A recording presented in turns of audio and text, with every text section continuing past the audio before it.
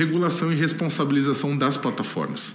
Né, o que eu citei aqui, é claro que as plataformas, há um diálogo com elas, há ações, há mudanças, ninguém quer de pronto que um jornalista seja atingido, seja afetado, mas a gente precisa avançar, ou seja pelo intermédio do 2630, seja pelo intermédio de outros processos e projetos que tramitem, mas precisa tanto para a questão da regulação. É inadmissível que uma plataforma como o Google não queira ter informado para a gente quem é que estava pagando um anúncio para me difamar, né? Ou tantos outros. Não é admissível que o Twitter não retire discurso de ódio pedindo violência contra pessoas, contra jornalistas, ou que precise-se de uma forma esperar um pedido, descobrir para poder, quando a gente descobre, a ação já aconteceu.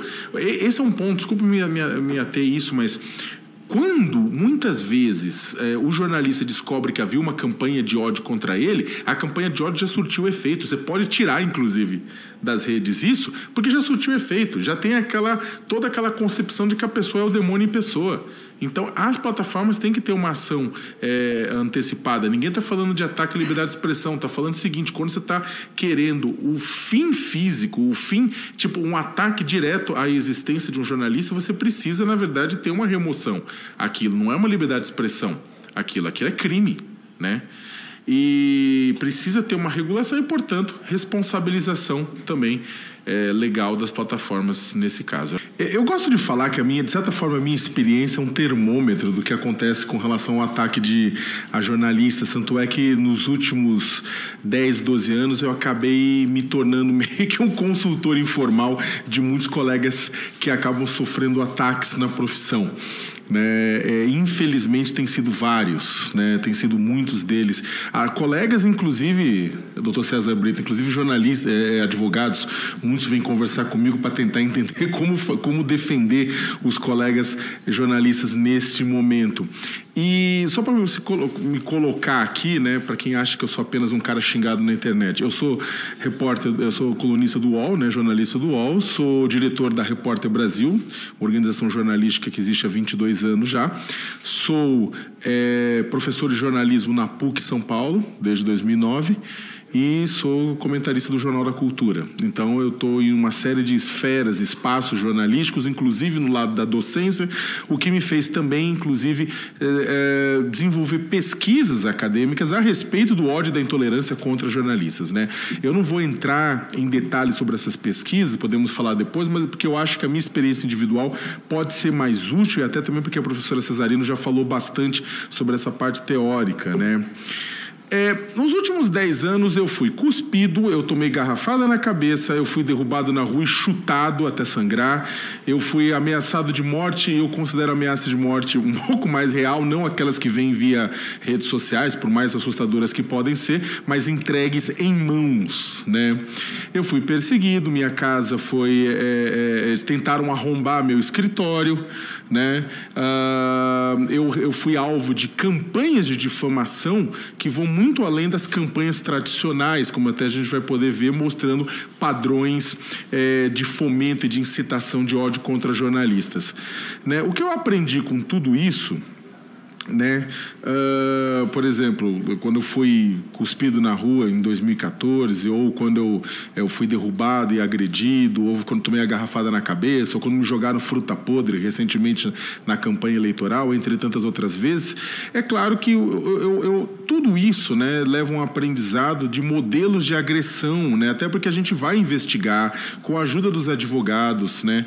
Dos meus advogados, a gente investigou e descobriu a origem, a fonte de muitas dessas questões.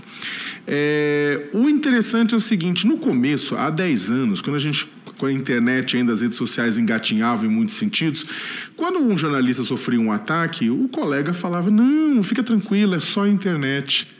É só a internet, fica tranquilo, fica sossegado, está acontecendo só nas redes. Com o tempo, o pessoal começou a perceber que não existe o só nas redes, porque aquela realidade online e a realidade offline, elas estão imbricadas. E o que acontece lá fomenta o que acontece aqui. né? Você não precisa, você tem lideranças sociais, políticas, econômicas, religiosas que não atacam diretamente, não espancam, não esfaqueiam, não atiram, não esmurram jornalistas, mas a sobreposição do discurso deles ao longo do tempo torna para os seus seguidores, para os seus aliados, né, o ato de esmurrar, esfaquear, atirar, bater quase que uma ação divina, uma cruzada que deve ser feita por essas pessoas para o reequilíbrio das forças do universo, né? Isso e aí o que acontece? Aquela sequência de ódio despejado contra jornalistas, que é claro, não é aleatório, mas tem o objetivo de tirar a credibilidade da imprensa, que tem o objetivo de retirar a imprensa do local de fiscalização dos atos do poder público, por exemplo, né? Ou dos atos ou de ações de entidades sociais, de entidades econômicas. Essa sobreposição de discursos, né, com o objetivo de arrancar credibilidade, tem como efeito colateral, além do questionamento da idoneidade, da reputação desse jornalista, dessa jornalista, também tem uma questão de um ataque físico. É claro que a gente que mora na capital, nas capitais, né, eu moro em São Paulo, né, mas tem uma atuação muito forte, a Repórter Brasil tem uma atuação muito forte no interior do Brasil, principalmente com relação a crimes ambientais, sociais e trabalhistas.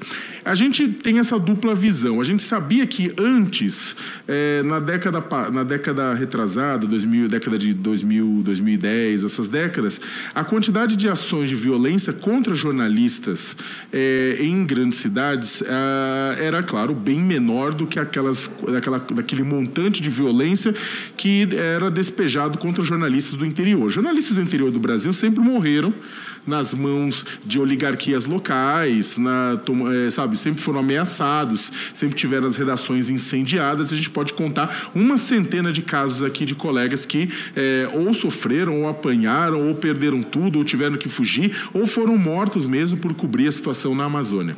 Então, o que aconteceu, infelizmente, inclusive com Dom Phillips, nosso amigo Dom Phillips, no Vale do Javari, né, uma situação extremamente triste que merece uma solução rápida por parte da Justiça, é uma coisa que se repete com jornalistas locais na Amazônia.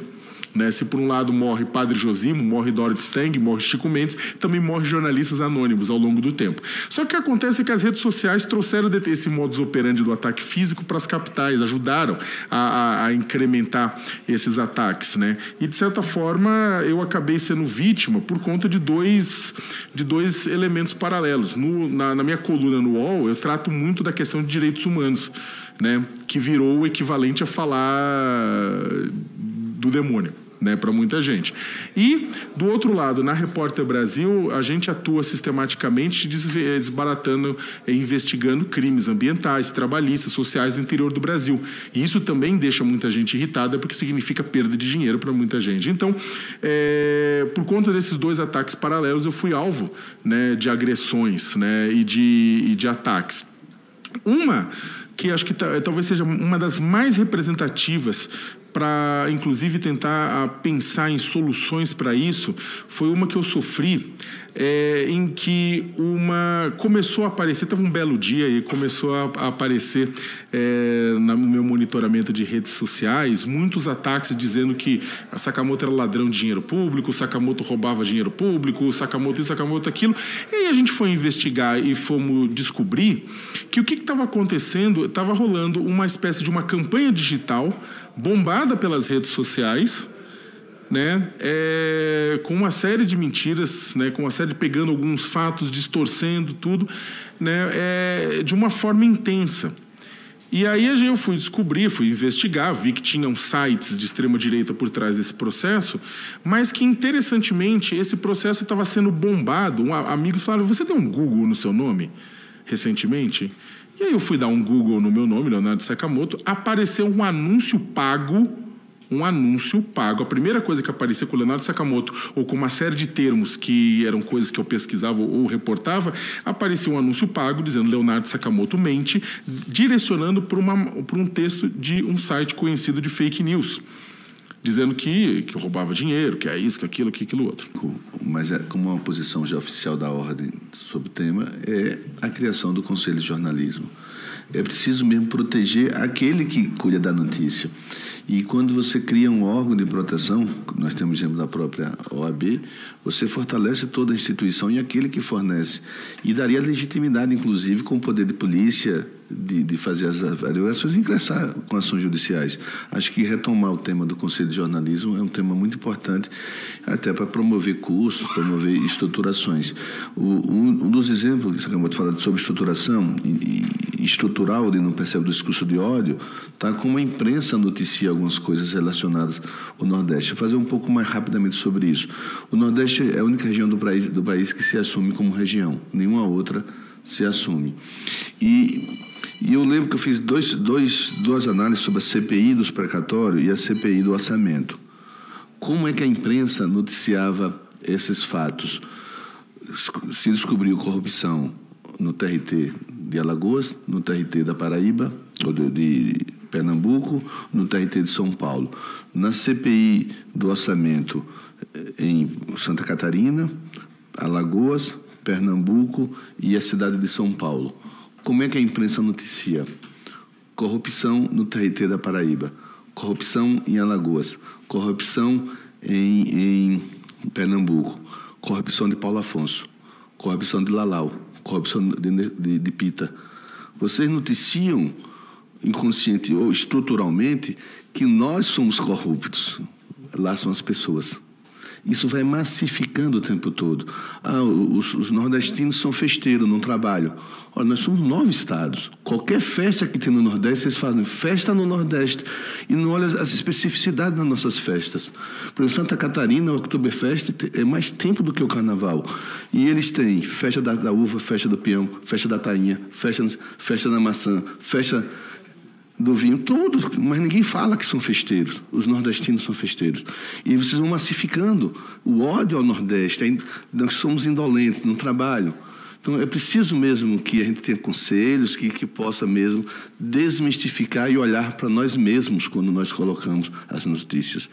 Mas eu pedi mais para falar do conselho, que eu acho que tem que proteger de quem protege e fornece a notícia de boa qualidade. E o conselho tem esse papel. O discurso de ódio, como a gente entendeu ali no relatório, ele tem um caráter processual, né? Ou seja, ele não é algo fixo, delimitado, ele é algo dinâmico, mas que ele tem características próprias, né? Uma dessas características é que ele tende ao escalamento, ele tende à radicalização se não controlado, né? Então, eu acho que um exemplo que a gente tem aí nos últimos anos, por exemplo, é como que o discurso de ódio nessa frente da chamada guerra cultural, ela vem escalando de um discurso homofóbico, inicialmente, para um discurso transfóbico, né? E o discurso transfóbico, ele tende a ser mais desumanizador, mais radicalizado do que os discursos que vinham antes, né?